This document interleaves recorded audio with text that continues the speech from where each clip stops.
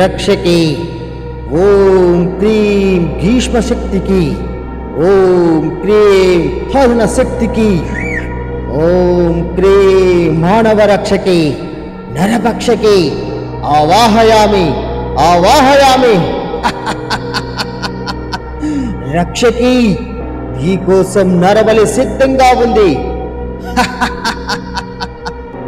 మీరు చూస్తున్న ఈ గ్రామం పేరు కోమద్రిలోయపురం.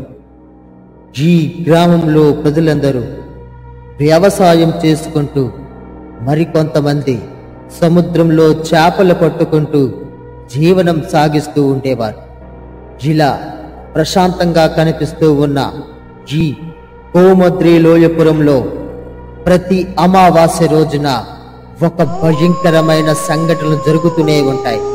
అవి ఏమిటంటే, అమావాస్యకు రోజున ఆ గ్రామ ప్రజలు ఎవ్వరు వ్యవసాయ పనులకు కానీ లేదా సముద్రంలో చేపల వేటకు కానీ ఎవ్వరూ వెళ్ళేవారు కాదు.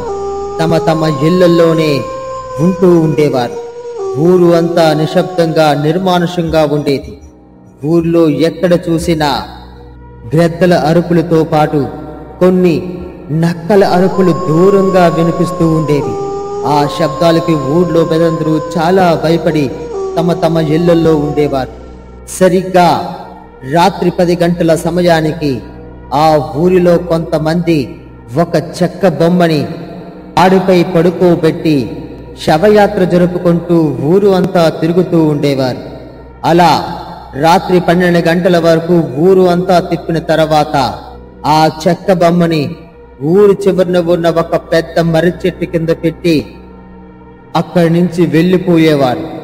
అలా ఆ చెక్క బొమ్మని ఆ చెట్టు కింద పెట్టిన ఒక సమయం తరువాత ఆ ఊరికి ఆనుకొని ఉన్న అడవిలోంచి కొన్ని నక్కల గుంపులు పరుగు పరుగుమని ఊళ్ళోనికి పరిగెత్తుకుంటూ వస్తూ ఉండేవి. కొద్ది సమయానికి ఆ నక్కలన్నీ ఊరిలోనికి చేరుకొని ఎక్కడైతే ఆ చెక్క బొమ్మను పెట్టిన ఆ చెట్టు చుట్టూ వలయాకారంలో తిరుగుతూ గట్టిగా అరుపులు అరుస్తూ ఉండేవి. ఆ అరుపుల శబ్దాలకి ఊర్లో ప్రజలందరూ చాలా భయపడుతూ ఉండేవారు. తమ తమ ఇళ్లల్లోనే చాటుగా అది అంతా చూస్తూ ఉండేవారు. ఇంతలో మంత్రాల మీసన్న అనే ఒక మాంత్రికుడు ఒక వేటగాడు సహాయంతో ఆ ఊరికి ఆనుకొని ఉన్న సముద్ర మార్గం గుండా ప్రయాణించి నేరుగా సముద్రం యొక్క నడిభాగంలోనికి చేరుకునేవాడు. అలా సముద్రపు నడిభాగంలో చేరుకున్న తర్వాత ఆ మాంత్రికుడు ఏవో మంత్రాలు చదువుతూ ఉండేవాడు. ఓం క్రీం సౌమ్య కక్షకి, ఓం క్రీం భీష్మ శక్తికి, ఓం క్రీం అసన శక్షకి, ఓం క్రీం సౌమ్య కక్షకి, రా ప్రత్యక్షమవు, బలిని ప్రసాదించు, ఓం క్రీం ఆకర్ష అని మంత్రాలు చదివేసరికి ఆ సముద్ర భాగం నడిపై ఉన్న ఆకాశం నుంచి ఒక శక్తివంతమైన కాంతి వచ్చి నేరుగా ఆ సముద్రపు నడిభాగంలో పడేది. ఆ కాంతి భాగం పడిన చోటికి ఆ సముద్ర అడుగు భాగంలో ఉన్న ఒక శక్తివంతమైన చేప అక్కడికి వచ్చి ఆడుతూ ఉండేది. ఇంతలో ఈ మంత్రాల మీసన్న ఆ చేప వైపు తన దృష్టితో దీర్ఘంగా చూస్తూ ఉన్నాడు. సరిగ్గా కొద్ది సమయానికి ఆ మంత్రాన్న మీసాలలోంచి భయంకరమైన శక్తి నేరుగా ఆ చేపపైకి పడేసరికి ఆ శక్తివంతమైన చేప అక్కడికక్కడే రక్తం తొక్కుకొని చనిపోయింది. చనిపోయిన ఆ చేపను తీసుకొని తిరిగి మరలా సముద్ర మార్గం గుండా ఆ మంత్రాల మీసన్న నేరుగా ఊళ్ళోనికి చేరుకునేవాడు. ఎప్పుడైతే ఈ మంత్రాల మీసన్న ఊళ్ళోనికి ప్రవేశించాడో ఈ ఊరి నడి మధ్యలో చెట్టు చుట్టూ తిరుగుతూ ఉన్న ఈ నక్కలన్నీ ఒక్కసారిగా అక్కడి నుంచి వెళ్ళిపోతాయి. ఈ మంత్రాల మీసన్న ఆ రక్తం కారుతూ ఉన్న చేపను నేరుగా ఎక్కడైతే ఆ చెక్క బొమ్మను పెట్టారో ఆ చెట్టుకి ఒక కమ్మకి కట్టి రక్తం ఒక కుండలో పడేటట్టు చేస్తాడు.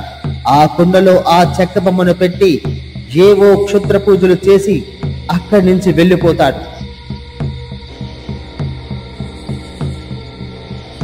సరిగ్గా రాత్రి 1 గంట సమయానికి ఆ చెక్క బొమ్మ ఒక్కసారిగా ప్రాణం పోసుకుంటుంది. చెక్క బొమ్మ నడుచుకుంటూ కేకలు పెడుతూ ఊరి నడి మధ్యలో తిరుగుతూ ఉంటుంది. అంతేకాదు, ఆ చెక్క బొమ్మ ప్రతి ఇంటికి వెళ్ళి ఆ ఇంటి తలుపుల పైన రక్తాన్ని చల్లుతూ ఇలా అంటూ ఉండేది: రక్తార్చన, రక్తార్చన, నరబలికి సిద్ధం కండి, నరబలికి సిద్ధం కండి, నాతో చేతులు కలపండి, నరబలికి సిద్ధం కండి అని కేకలు పెడుతూ గట్టిగా అరుస్తూ ఉంటుంది. కానీ ఆ కేకలు పెట్టిన శబ్దంలో కానీ లేదా ఆ చెక్క బొమ్మ వచ్చిన సమయంలో కానీ ఎవరైనా తలుపు తెరిస్తే వాళ్ళని అక్కడికక్కడే ఆ చెక్క బొమ్మ రక్తం తీసి చంపేస్తూ ఉండేది. అందుకని ఆ ఊర్లో ప్రజలు ఎవరు ఆ సమయంలో ఇంటి తలుపులు కానీ లేదా ఇంటి యొక్క తలుపులు కానీ ఎవ్వరూ తెరిచేవారు కాదు. అలా ఆ చెక్క బొమ్మ ఊరు అంతా నడుచుకుంటూ తిరిగి మరలా ఎక్కడైతే ప్రాణం పోసుకుందో యథావిధిగా ఉదయం అయ్యేసరికి ఆ సూర్యకాంతి తనపై పడేసరికి తిరిగి మరలా అక్కడికి నిర్జీవంగా మారిపోతూ ఉంటుంది. కానీ ఆ చెట్టుకు వేలగట్టిన చేప నుంచి రక్తం మాత్రం ధారలా పడుతూనే ఉంటుంది. ఆ కుండలో రక్తం అలా ఎప్పటికప్పుడు నిండిపోతూ ఉంటుంది. ఊర్లో ప్రజలందరూ సరిగ్గా ఉదయం లేచిన తర్వాత ఆ చెట్టు కిందకు వచ్చి అది ఎంత చాలా ఆశ్చర్యంగా చూస్తూ ఉండేవారు. ఆ ఆచారాలన్నిటినీ చూసిన గ్రామ ప్రజలు చాలా భయపడి వాళ్ళందరూ ఇలా మాట్లాడుకుంటూ ఉన్నారు: అరే, ఏట్రా ఇది? ఊర్లో ఎక్కడ చూసినా ఎటు చూసినా భయం భయంగానే ఉంటుంది. ప్రతిరోజు ఎవరు ఎక్కడ ఏమైపోతారని చెప్పి భయపడాల్సి వస్తుంది. పైగా అమావాస్య వచ్చేసరికి ఆ నక్కల అరుపులేంటో, అవి వచ్చి చుట్టూ తిరగడం ఏంటో, అసలు ఈ బొమ్మకి ఇదంతా ఎందుకు చెయ్యాలో నాకేమీ అర్థం కావట్లేదురా. ప్రతి అమావాస్యకి ఊర్లో ఒకడు చచ్చిపోతూ ఉన్నాడు. ఎంత కాదని చూసినా సరే ఎవడో ఒక ప్రాణం తీసేస్తుంది ఈ బొమ్మ. అలాంటిది ఈ బొమ్మను దూరంగా పారేగా ఇలా ప్రతి అమావాస్యకి ఊరేగింపుగా తీసుకొచ్చి ఇక్కడ మనమే అడుగును బలిస్తున్నావురా. ఇదంతా చూస్తుంటే ఎందుకో భయంగా ఉందిరా బాబు. ఏటో ఈ ఊరు వదిలి వెళ్ళిపోవడం మంచిది అనిపిస్తుంది అని వాళ్ళందరూ మాట్లాడుకుంటూ ఉన్నారు. ఇంతలో అక్కడికి ఊరి పెద్ద వచ్చాడు. ఊరి పెద్ద ప్రజలతో ఇలా అంటూ ఉన్నాడు: అరే, ఊరు విడిచి వెళ్ళిపోవడం, ఊళ్ళో ఉండకపోవడం అన్నది నిర్దేశించదే మనం కాదు, ఆ భగవంతుడి దయ. ఈ సంఘటనలు మన ఊర్లో ఎప్పటి నుంచో జరుగుతూ ఉన్నాయి కదా. దీని గురించి ఎక్కువగా ఆలోచించకండి, ఎవరో భయపడవద్దు.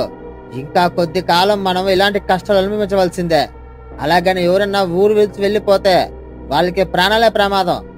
అందుకనే కదా ఎంత కష్టం వచ్చినా ఇక్కడే ఉండాల్సి వస్తుంది. సరే సరే, ఆ చనిపోయిన సూర్యగోడ శవానంతో పాటు ఈ బొమ్మని తీసుకెళ్లి మళ్ళీ యథావిధిగా ఆ గోతులో కప్పేటండి. వెళ్ళండి వెళ్ళండి, వెళ్ళి ఆ పనులు చూడండి అని ఊరి పెద్ద ఆ ప్రజలతో చెప్పాడు. ఆ మాటలు విన్న ఊర్లో ప్రజలు కొంతమంది ఆ బొమ్మను తిరిగి మళ్ళా యథావిధిగా శవయాత్రతో పాటు ఆ చనిపోయిన సూర్య యొక్క శరీర భాగాల్ని కూడా ఆ బొమ్మ పక్కన పెట్టి ఊరి చివరన ఒక గొయ్యును తవ్వి ఆ గోతులో పెట్టి బొమ్మను కప్పేశారు. తిరిగి మరలా ఆ బొమ్మ అమావాస్య రోజు ఊరి పొలిమేరలో వచ్చి ఉంటుంది. ఇలా కొన్ని సంవత్సరాల నుంచి ఈ గ్రామంలో ఈ ఆచారం కొనసాగుతూ వస్తూ ఉంది. అంతేకాకుండా ఈ ఊర్లో ఒక కుటుంబం కొన్ని తరాల నుంచి వెలివేయబడింది. ఆ కుటుంబంలో ప్రజలు కానీ వాళ్ళకి సంబంధించిన మనుషులు ఎవరైనా సరే ఈ ఊర్లో ప్రజలు చూస్తే అసహించుకునేవారు. వాళ్ళ ఆకృతులు కురూపుల్లా ఉండేవి. అవి చూసి ఊళ్ళో ప్రజలందరూ అసహించుకుంటూ ఉండేవారు. వాళ్ళ కుటుంబం ఊరికి దూరంగా ఒక చిన్న గుడిసెలో జీవనం సాగిస్తూ ఉండేవారు. ఆ కుటుంబానికి చెందిన ఒక అమ్మాయే వర్ణ. ఈ వర్ణ ఊరికి దూరంగా పొలాల్లో గీదలు మేపుకుంటూ జీవనం సాగిస్తూ ఉండేది. వర్ణాన్ని ఎవరు చూసినా అసహించుకుంటూ ఉండేవారు. వర్ణతో ఎవరు మాట్లాడేవారు కాదు. వర్ణ వస్తే వాళ్ళకి మంచిది కాదని చెప్పి వెనక్కి వెళ్ళిపోతూ ఉండేవారు. అవన్నీ చూసి వర్ణ చాలా బాధపడుతూ ఉండేది. ఒకరోజు రాత్రి సమయంలో ఆమె తల్లిదండ్రుల ఫోటో ముందు నించొని ఏడుస్తూ ఉంది. అమ్మా, నాకు ఎందుకు ఇంత అసహ్యమైన రూపాన్ని ఎందుకు ఇచ్చారు? నాతో ఊరు ప్రజలు కాదు కదా, పక్క ఊరి ప్రజలు కూడా అసహించుకుంటున్నారు. చనిపోదామంటే ధైర్యం సరిపోవడం లేదు. కనీసం నన్ను ఊర్లోకి ఎవ్వరూ రానియడం లేదు. నన్ను చూస్తే అసహించుకుంటున్నారు, భయపడి పారిపోతున్నారు. మీరు చనిపోయినప్పుడు నన్ను చంపేయవలసింది కదా, ఎందుకు నన్ను ఇలా ఒంటరిగా వదిలేశారు?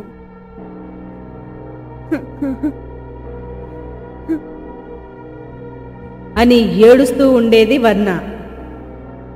ఇంతలో వర్ణ తల్లిదండ్రుల ఆత్మలు ప్రత్యక్షమయ్యాయి. ఏడుస్తూ ఉన్న వర్ణను చూసి తన తల్లి వర్ణతో ఇలా అంటుంది. అమ్మా వర్ణ, బాధపడుకు. నువ్వు కురూపి అని నీతో ఎవరూ మాట్లాడరని నువ్వు బాధపడుకు. నీ రూపం సుందరం, నీ మనసు వెన్న. నువ్వు బాధపడకమ్మా, నువ్వు చాలా గొప్పదానివవుతావు. ఊరందరూ వచ్చి నిన్ను చాలా గొప్పగా అభినందిస్తారు. ఎట్టి పరిస్థితుల్లో నువ్వు కురూపి అని నిరుత్సాహపడద్దు అని తన తల్లి చెప్తుంది. లేదమ్మా లేదు, నువ్వు ప్రతిసారి ఇదే చెప్తావు. ఊర్లో వాళ్ళందరూ నన్ను మనిషిలాగా చూడటం లేదు. ఇక వాళ్ళు ఎప్పుడూ నన్ను మెచ్చుకుంటారు. వీలుంటే నన్ను చంపేయండి అమ్మా, చంపేయండి. నన్ను చంపేయండి అమ్మా, చంపేయండి అని ఏడుస్తూ ఉంటుంది. ఆ మాటలు విన్న ఆ వర్ణ తండ్రి ఇలా అంటున్నారు. అమ్మా వర్ణ, అలా బాధపడకమ్మా, నువ్వు అలా ఏడవద్దమ్మా. అమ్మా వర్ణ, నేను చెప్పేది కాస్త విను. నువ్వు ఖచ్చితంగా ఎప్పటికైనా గొప్పదానివవుతావు. రూపం వల్ల మనిషికి విలువ రాదమ్మా. నువ్వు చేసే పనుల వల్ల, నీ మంచితనం వల్ల నీకు విలువ పెరుగుతుంది. కానీ నువ్వు ఇలా ఏడుస్తూ ఉంటే నేను తట్టుకోలేకపోతున్నానమ్మా. అమ్మా, అయితే ఒక్క మాట వింటావా? నేను చెప్పినట్టు చేస్తావా? నువ్వు ఖచ్చితంగా సంతోషపడేలా చేయాలంటే ఒకే ఒక వ్యక్తి మనకు సహాయం చేస్తారు. అతను ఎవరంటే మీసాల మంత్రన్న. ఆ మీసాల మంత్ర నీకు సహాయం చేస్తాడన్నా. ఆ మీసాల మంత్రన్న నీకు ఖచ్చితంగా సహాయం చేస్తాడమ్మా. ఒక్కసారి ఆ మీసాల మంత్రం దగ్గరికి వెళ్ళు, నీకు ఖచ్చితంగా మంచి జరుగుతుంది. అంతేకాని ఇలా బాధపడకమ్మా. నువ్వు ఏడుస్తూ ఉంటే తట్టుకోలేకపోతున్నానమ్మా అని వర్ణ తండ్రి వర్ణతో చెప్తున్నారు. ఇది ఎంత ఒక భయంకరమైన పిశాచి ఆ ఇంటి ఉపరితలంపై వేలబడుతూ ఆలకిస్తూ ఉంది. ఆ పిశాచి ఆ మాటలన్నీ విన్న తర్వాత ఇలా అనుకుంటూ ఉంది. వర్ణ, నీలో శక్తి దాగు ఉన్నది విషయం నీకు తెలియడం లేదు. అది మంచి వైపా చెడు వైపా అన్నది నువ్వు ఇక నిర్దేశించుకోవాలి. ఇప్పుడు ఊరు అంతా అష్టదిగ్బంధనలో ఉంచాము. పిశాచాలు, ప్రేతాత్మలు అన్నీ ఒక్కొక్కటిగా ఊళ్ళోనికి ప్రవేశపెట్టి ఊరు మొత్తాన్ని నరబలి చేస్తే తప్ప మా గురువైన ఆ భయంకరమైన పిశాచి ప్రాణం పోసుకోదు. వెంటనే ఈ విషయాన్ని నేరుగా వెళ్ళి మా గురువుకు తెలియజేయాలి అని ఆ పిశాచి గట్టిగా అరుచుకుంటూ అక్కడి నుంచి అదృశ్యమైపోయింది.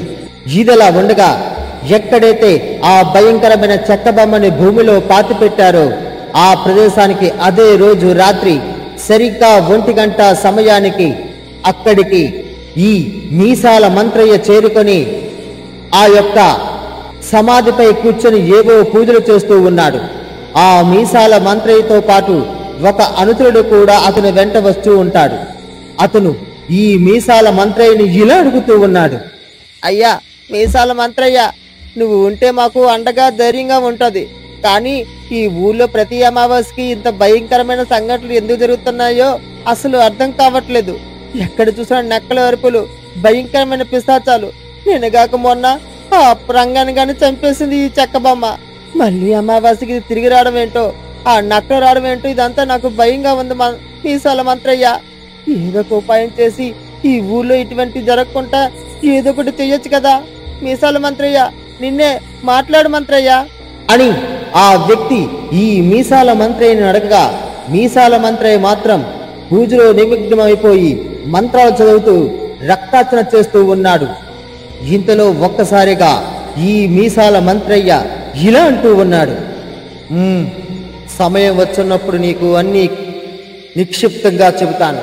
కానీ వచ్చే అమావాస్యలోపు ఈ ఊళ్ళో కొన్ని ప్రతికూల చర్యలు జరిగేలా ఉన్నాయి.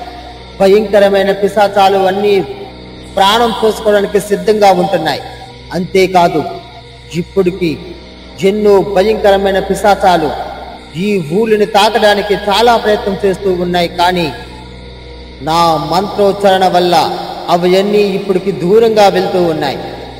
ఈ సందేశాన్ని ఖచ్చితంగా శక్తి రక్షక కానీ ఈ సందేశాన్ని శక్తి రక్షక కోసం వెళ్ళిన మన మంత్రాలకి తెలియజేయాలి. వెంటనే ఈ సందేశాన్ని మంత్రాలకి చెప్పాలి. ఓ ఈ సందేశ రూపమా, నా ముందుకు ప్రత్యక్షమవు అని చెప్పగా, ఈ మీసాల మంత్రయ్యకు ముందు ఎదురుగా ఒక పెద్ద గ్రద్ద వచ్చి వాలింది. ఆ గ్రద్దకి ఈ మీసాల మంత్రయ్య జరిగిన సందేహమంతా చెప్పాడు. వెంటనే ఆ గ్రద్ద గాల్లోనికి ఎగిరిపోయింది. ఈ వర్ణకు ఉన్న ఆ శక్తి ఏమిటి? అసలు ఆ ఊర్లో అమావాస్య రోజున ఆ నక్కల గుప్పు ఎందుకు వస్తుంది? అదే విధంగా ఆ భయంకరమైన చెక్క బొమ్మ మనుషుల ప్రాణాలు ఎందుకు తీస్తుంది? ఈ విషయాలన్నీ తెలుసుకోవాలంటే తరువాత భాగంలో చూద్దాం.